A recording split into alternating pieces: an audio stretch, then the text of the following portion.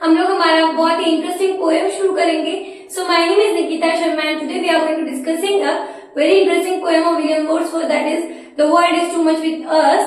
Poem को पढ़ने से पहले या समझने से पहले हम लोग हमारे पोएट के बारे में नॉर्मली जान लेते हैं कि पोएट का बर्थ कब हुआ, डेथ कब हुई। सो फर्स्टली पोएट का जन्म हुआ था 7 अप्रैल 1770 को एंड डेथ हुई थी 23 अप्रैल 1850 को। ये एक रोमांटिक एज पोएट है, प्लस ये लिरिकल बैलेज लिखते थे और किसके साथ लिखा करते थे, एस.टी. कॉलरिज के साथ ही लिखा करते थे। अब हम लोग फटाफट पोएम के बारे में भी जान लेते हैं कि पोएम कैसा है, कौन सा सोनेट है। ठीक है, जान लेते हैं कि पोएम में है क्या, कब कंपोज हुआ, कब पब्लिश हुआ। ये कंपोज हुआ 1802 में, पब्लिश हुआ ये 1807 में। एक पेट्रोजन सोनेट है, ठीक है, इसमें आयमिक पेंटामीटर का यूज हुआ है। राइमिंग स्कीम है A B B A B B A और C D C D C D. फटाफट से पोएम को भी पढ़ लेते हैं। पोएम में जाने से पहले मैं आपको क्लियर कर दूं, पोएम का जो वर्ड है यहाँ the world is too much with अस, ये आप लोगों को एक कंप्लीट पोएम भी लग सकती है। ठीक है, फर्स्ट स्टैंजा में वो एक रिगार्डिंग प्रॉब्लम्स को बताता है कि हम लोग मेटीरियलिस्टिक वर्ल्ड में कितना खो गए, भौतिक दुनिया में कितना खो चुके हैं, हमें हमारे नेचर से कोई लगाव नहीं बचा है। यहाँ मैं क्लियर कर दूं, विलियम वर्ड्सवर्थ जो है वो एक अच्छे नेचर के बारे में लिखते थे। वो नेचर के पुजारी आप समझ सकते हो, उन्हें नेचर से रिलेटेड बहुत प्यार था। लेकिन अगर हम बात करें इनकी लाइन्स की, जो हमारा टाइटल है वो यहाँ पर 3-4 मीनिंग्स दे रहा है कि हम लोग जो मानव जाति है वो बोझ बन चुकी है या फिर दुनिया के लिए हम एक अलग ऑप्शन हो चुके हैं, क्योंकि हम लोग नेचर की तरफ ध्यान ही नहीं है हमारा। हमें सिर्फ कमाना, खाना, बचाना, इसके अलावा कुछ आता ही नहीं है। ठीक है, हम नेचर की तरफ से बहुत ज्यादा क्या हो चुके हैं, दूर हो चुके हैं, एक्सपैंड हो चुके हैं। हम उसकी तरफ कोई ध्यान नहीं देते।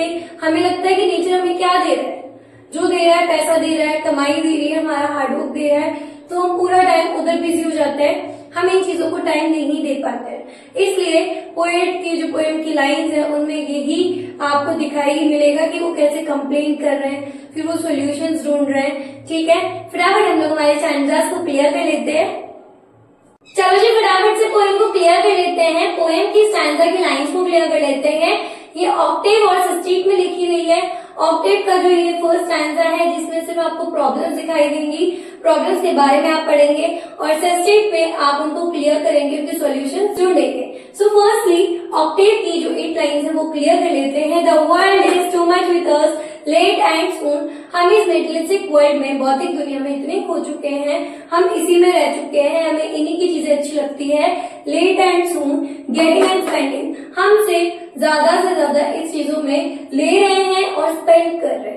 हम क्या कर रहे हैं, मेटेरियलिस्टिक वर्ल्ड में जितना कुछ हो रहा है ना, उनमें ही हम लोग क्या हो रहे हैं, घूम रहे हैं। ठीक है, हम ले भी रहे हैं, कमा भी रहे हैं एंड स्पेंड भी कर रहे हैं, कमा रहे हैं, स्पेंड कर रहे हैं, यूज कर रहे हैं, देन थ्रो कर रहे हैं। उस टाइप का है कि ठीक है आप यूज करें, उसके बाद दूसरी चीज पे आ गए, फिर दूसरी चीज पे आ गए। इट मीन्स आपका जो मेटेरियलिस्टिक वर्ल्ड वाला जो सीन है वो आगे बढ़ता जा रहा है, आपका किसी और चीज पे ध्यान ही नहीं है।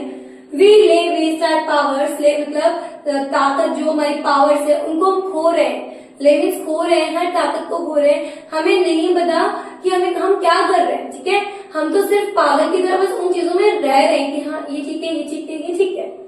Little we see in nature that is our, हम थोड़ा सा भी नेचर की ओर नहीं देखते जो कि हमारा है। हम जहाँ रह रहे हैं हम उन चीजों पर ध्यान ही नहीं देते हैं। ऑफ कोर्स जो हमारे पास होता है उस पर हमारी नजर ही नहीं होती है, और जो चीज हमारे पास नहीं होती है, मेटेरियलिस्टिक वर्ल्ड में हम एक दूसरे की चीजों के पीछे भागते रहते हैं, ये भी चाहिए, ये भी चाहिए, ये भी चाहिए, ये भी चाहिए, ये भी चाहिए। बट जो चीज हमारे पास होती है कभी उन चीज की हम वैल्यू नहीं करते। वैसे ही नेचर के लिए बोला जा रहा है कि जब नेचर हमारे पास है तब भी हम नेचर को नहीं देख रहे हैं। हम नहीं देख रहे हैं कि नेचर क्या दे रहा है हमें, हम क्या चीज खो रहे हैं। We are not observing that thing, we are just going forward, going forward, going forward to take something, to grab something. But जो चीज हमारे पास है हम उस चीज को खोते हुए जा रहे हैं। ठीक है, we have given our hearts away a sordid boon. Sordid means होता है डिस्गस्टिंग, घिनौना, उस टाइप का। ठीक है, तो यहाँ पे बोलते हैं कि हमने हमारे दिलों में से इमोशंस, फीलिंग सब कुछ निकाल दिए। किसके प्रति, प्रकृति के प्रति हमने ये सब कुछ हटा दिया है। हमें सब डिस्गस्टिंग लगता है, बेकार लगता है, हमें सिर्फ वही चीज अच्छी लगती है जो हमें चाहिए। जिन चीजों का हमारे ऊपर ऑब्जर्वेशन होता है, हमें ये चीज चाहिए होती है, अट्रैक्शन होता है, हम उन्हीं पर ध्यान दे रहे हैं। हम जो है प्रकृति की तरफ से बहुत ज्यादा दूर हो गए हैं। They see that waves are bosom to the moon. ये जो समुद्र है चांद की तरफ अपना सीना तान के खड़ा है। इट मीन्स चांद की जो परछाई है वो सरफेस के ऊपर गिर रही है। किसके सरफेस पर? समुद्र के सरफेस पे, सतह पे गिर रही है। ठीक है। The waves are will be hollowing at all harsh. हॉलोइंग मतलब होता है जोर से आवाज आना। ठीक है। तो ये यहाँ पे बोला जा रहा है कि विंड्स मतलब हवा जो है वो बहुत जोर जोर से आती रहती है। एंड आर अब gathered now like sleeping flowers, लेकिन अभी वो बहुत धीमी है। वो जो हवा है वो बहुत धीमी है और ऐसे लग रहा है जैसे कि कोई सोता हुआ जो फूल होता है सब वो अपने सारे पेटल्स को ढक लेता है, वैसे ये हवा हो रही है।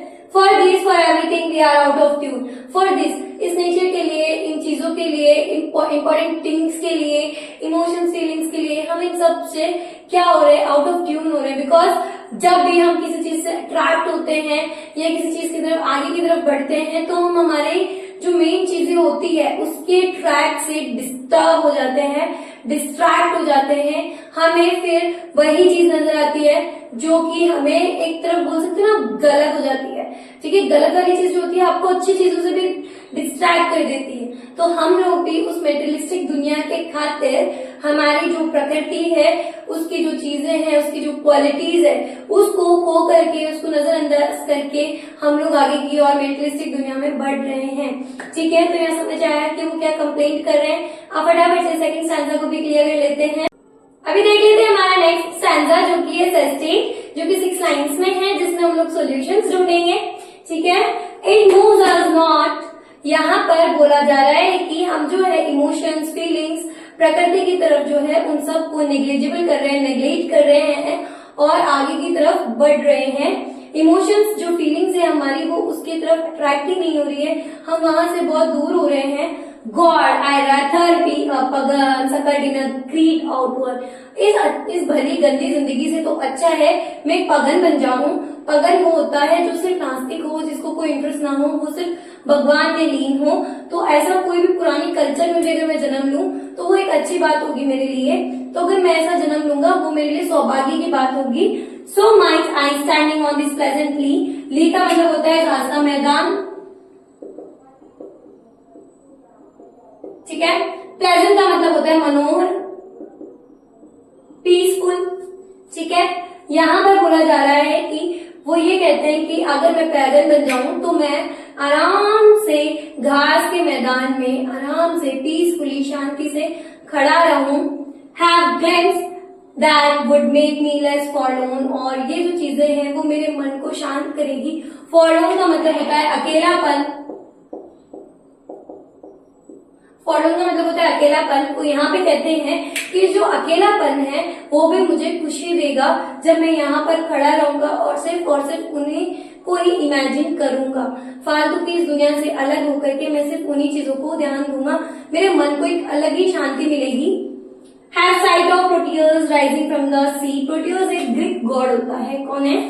एक ग्रीक गॉड जो कि हमारे सी में होता है, समुद्र में होता है।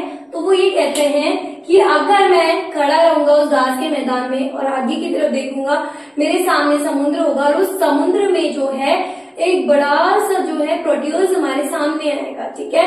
और वो प्रोटियस कौन होगा? एक ग्रीक गॉड होंगे जो भी मुझे दिखाई देंगे। और hear old Triton blow his wreathed horn. ये जो ट्राइटन है ये भी एक ग्रीक गॉड है। ठीक है।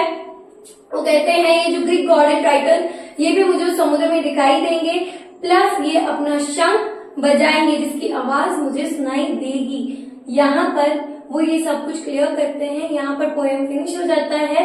पोएम में सिर्फ यही था कि वो मेटेरियलिस्टिक दुनिया के बारे में बताते हैं कि हम दुनिया के ऊपर कैसे बोझ बन चुके हैं, हम चीजों को समझते नहीं है, हम चीजों की तरफ आगे की तरफ बढ़ते जा रहे हैं, हमें ये नहीं पता हम पीछे क्या खो रहे हैं, हम पीछे किन चीजों को पीछे छोड़ते हुए आगे बढ़ रहे हैं, हमें नहीं पता है। हमें उन चीजों का पता रखना चाहिए, हर चीज को मेंटेन करना चाहिए, एक बैलेंस रखना चाहिए जो हमारे बीच नहीं होता है।